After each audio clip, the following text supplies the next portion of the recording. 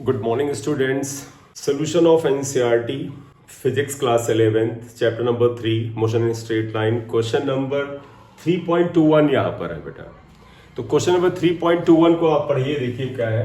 Figure 3.24 gives the xt plot of a particle in one dimensional motion. एक particle 1D में यानी एक ही axis पे जा रहा है. Three different equal intervals of the time are shown. ये तीन इक्वल टाइम इंटरवल शो किए गए. इसका मतलब ये टाइम इंटरवल, ये टाइम इंटरवल, ये टाइम इंटरवल सेम है, ये मान के आप चलेंगे. In which interval is the average speed greatest. किस इंटरवल में एवरेज स्पीड जो है वो मैक्सिमम है. And in which it is least, और किसमें लीस्ट है. तो पहले आइए कंसेप्ट क्या है. Position time graph. Position time graph का कौन सी चीज स्पीड को या वेलोसिटी को बताती है. तो आपको पता है पोजीशन टाइम ग्राफ का स्लोप जो होता है वो स्पीड या वेलोसिटी को बताता है. तो अगर आप इन ग्राफ्स का इसका स्लोप चेक करें तो आप देखिएगा इस ग्राफ 1 में यहां पर अगर आप स्लोप देखें, आप कुछ अनुमान लगाएं कि कुछ स्लोप है इसका. और इसी तरह से अन्य इस ग्राफ का स्लोप अगर आप देखें, इस ग्राफ का आप एंगल से लगाइए. देखो ये एंगल का अनुमान थोड़ा लगाइए, ये वाला एंगल लगाइए, और फिर इसका स्लोप देखिए इसका. तो अगर आप देखिए इसका स्लोप जो है एंगल या ढाल देख लीजिए, सिंपली ये ढाल अगर आप देखिए तो आप पाएंगे कि इसका स्लोप सबसे ज्यादा है, इसका स्लोप सबसे कम है, इसका स्लोप मीडियोकर है.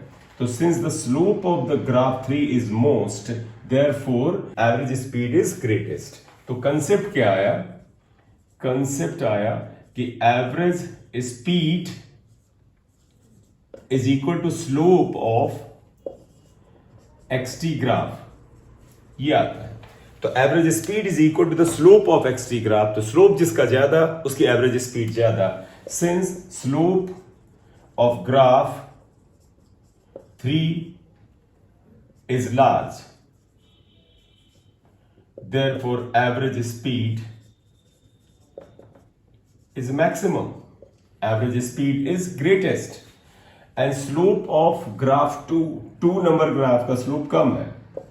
Slope of graph 2 is least minimum, therefore average speed is least या मिनिमम फॉर ग्राफ 2. तो आंसर क्या है बेटा. ग्राफ 3 का स्लोप सबसे ज्यादा, इसलिए एवरेज स्पीड सबसे ज्यादा. ग्राफ 2 का स्लोप सबसे कम, इसलिए एवरेज स्पीड सबसे कम. क्लियर. एक चीज और पूछी है. Give the sign of the average velocity for each interval. ये पोजीशन टाइम ग्राफ है. Position is a vector quantity. तो अगर आप इन्हीं ग्राफ्स के स्लोप निकालें, अगर वो स्लोप पॉजिटिव है तो वेलोसिटी पॉजिटिव है, अगर स्लोप नेगेटिव है तो वेलोसिटी नेगेटिव है. आप देख लें. तो इन्होंने क्या बोला, गिव द साइन. तो आप पहले ग्राफ पे आइए, पहले ग्राफ के लिए. तो साइन ऑफ एवरेज वेलोसिटी.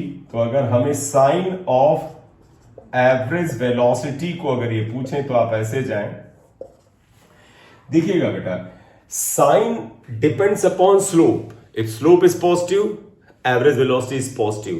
और स्लोप का पॉजिटिव नेगेटिव होना कैसे तय होता है. If angle is less than 90 then slope is positive.